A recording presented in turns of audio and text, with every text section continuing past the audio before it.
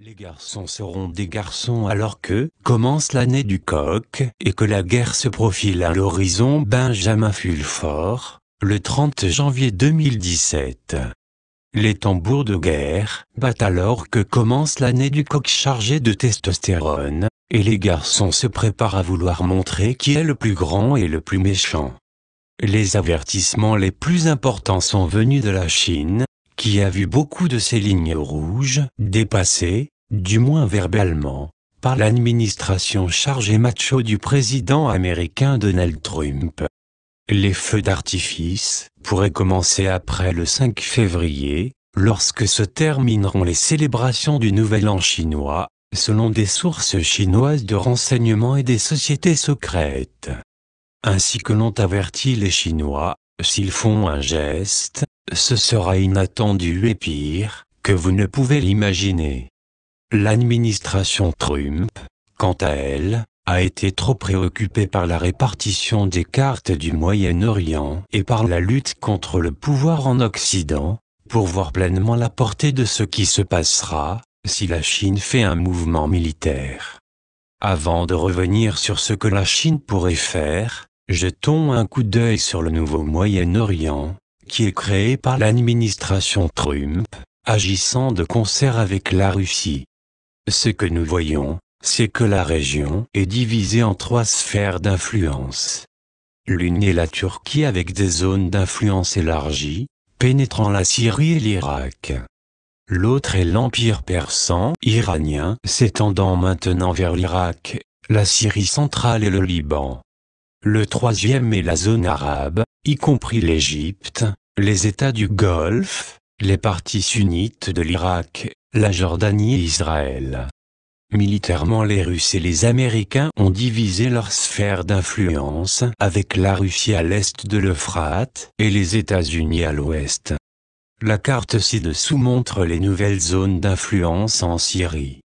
Comme beaucoup d'observateurs chevronnés l'ont noté, Trump a promis de détruire ISIS en un mois, alors qu'il promet un soutien indéfini à Israël, le principal commanditaire de l'ISIS. Ce qui se passe réellement, c'est que la monarchie saoudienne va prendre le pas sur le clergé intégriste wahhabe, qu'il déteste secrètement, alors que les Israéliens vont s'occuper des fanatiques fondamentalistes sionistes, ceci étant les 2 faces de la même pièce ISIS.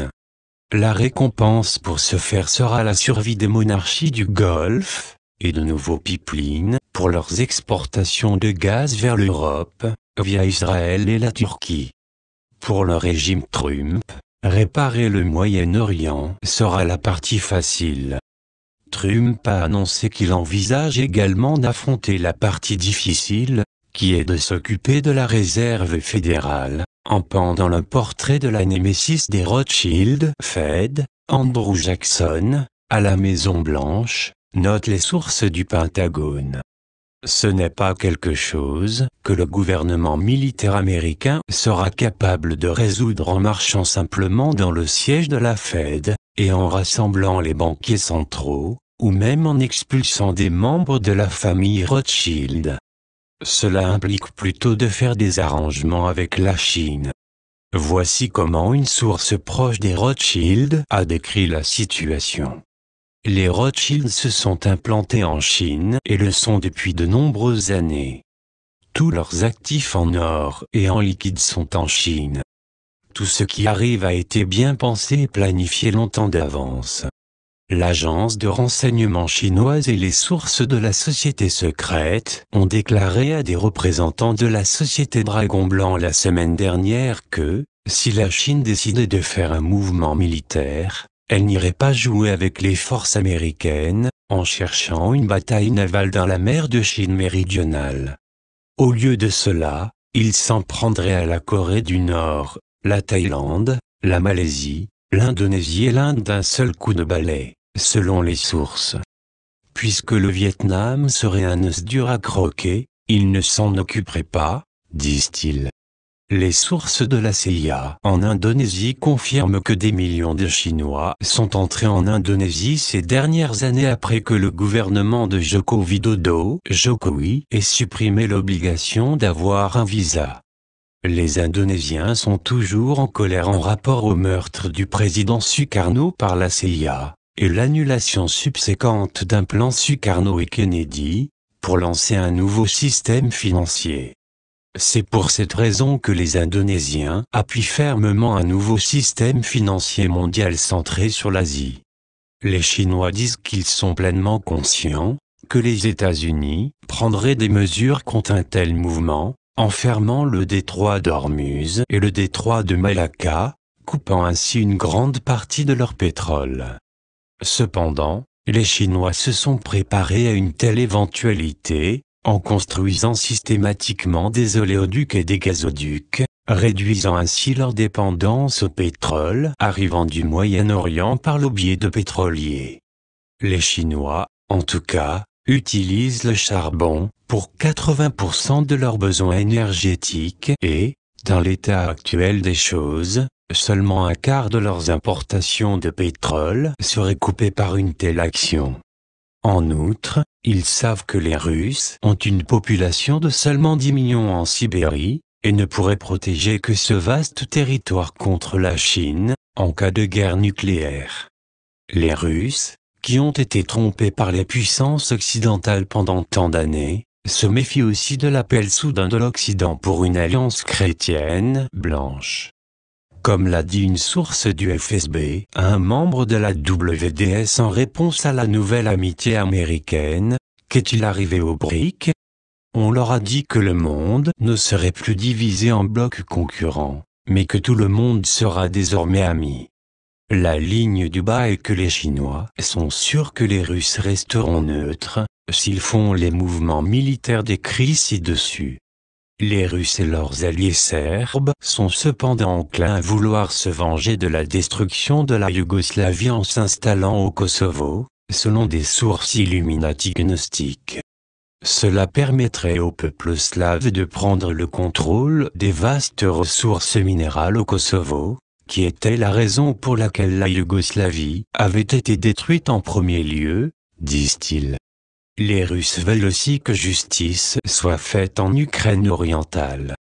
En d'autres mots, les Russes peuvent décider de profiter de la distraction causée par tout mouvement chinois, pour régler quelques vieux points en Europe de l'Est. Néanmoins, les Chinois sont pragmatiques, et savent qu'une solution gagnant-gagnant serait infiniment préférable au scénario décrit ci-dessus. Pour cette raison, ils appuient le plan de la WDS, préconisant un nouvel organisme de planification du futur, doté d'un personnel méritocratique, qui coordonnerait une campagne massive Est-Ouest, pour mettre fin à la pauvreté et à la destruction de l'environnement. Une telle campagne verrait des tunnels reliant l'Alaska à l'Eurasie, le Japon avec l'Eurasie, ainsi que l'Afrique avec l'Eurasie. Les grands projets comprendraient de faire reverdir les déserts, restaurer les océans avec des poissons, etc. Les Asiatiques disent également qu'ils sont prêts à accepter un occidental comme premier chef d'une telle agence, en notant que son successeur soit un Asiatique. Après cela, le travail irait à la meilleure personne, indépendamment de l'origine ethnique ou culturelle. Même si les États-Unis évitaient de provoquer une guerre contre la Chine, le régime Trump ne pourrait tout simplement pas prendre le contrôle de la réserve fédérale, parce que le dollar américain n'est pas contrôlé par les États-Unis. Plus de 100 pays, dont le Canada et la plupart de l'Europe, sont déjà en faveur de la BAII, dirigée par la Chine, et ils ont signé le nouveau régime de vote financier international quota carbone.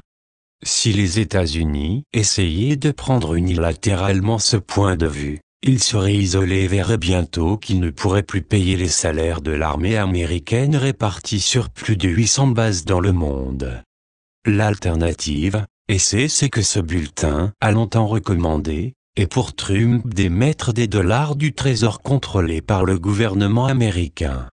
Ces dollars pourraient être émis en quantité requise, de sorte que le gouvernement pourrait payer pour l'infrastructure américaine, l'éducation, les activités militaires domestiques, la R&D, etc.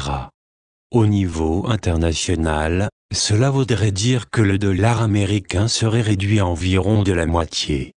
Cela rendrait l'industrie américaine compétitive de nouveau, du jour au lendemain, et cela engendrerait un énorme boom d'investissement, de tourisme et d'exportation pour les États-Unis.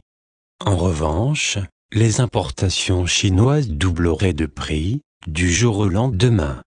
Dans une telle éventualité, les Asiatiques ont convenu que la nouvelle agence de planification du futur continuerait à financer les activités militaires américaines qui sont favorables à la planète, partout dans le monde entier.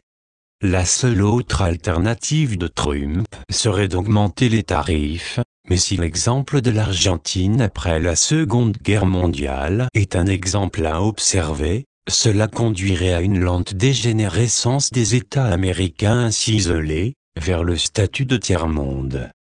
Quoi qu'il en soit, ce sont toutes des questions dans lesquelles l'administration Trump sera davantage impliquée, après la fin de sa lutte de pouvoir dans l'Ouest. Sur ce front, les sources du Pentagone avaient beaucoup de nouveaux développements à signaler. Suite à la visite de Trump au Pentagone le 27 janvier, les militaires peuvent avoir accès à une base brésilienne de missiles en Amazonie, pour arrêter les cartels de drogue de Bush, ISIS et faire des opérations secrètes, disent les sources. En outre, les sources rapportent qu'une base de la cabale à San Diego a été détruite le 24 janvier.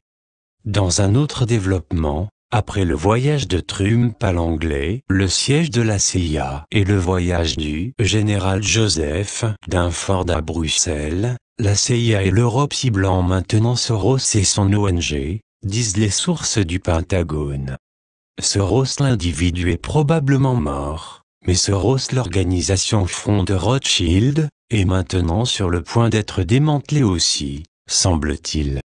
L'autre chose que les sources du Pentagone ont dû signaler, qu'avec le trafiquant de drogue Joaquin El Chapo Guzman, chantant comme un pinson, Trump peut envoyer des fédéraux pour prendre le contrôle de Chicago, le centre du trafic de drogue relié à la CIA, tout en se débarrassant du patron du Mossad, Rahm Emanuel, maire de Chicago.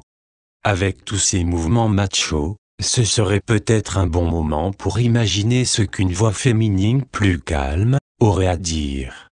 Alors que nous ne pouvons pas présumer ce que la reine Elisabeth, qui a rencontré 12 présidents américains, aurait à dire sur les événements actuels, il est à parier que son conseil serait quelque chose dans le sens de faire l'amour, pas la guerre.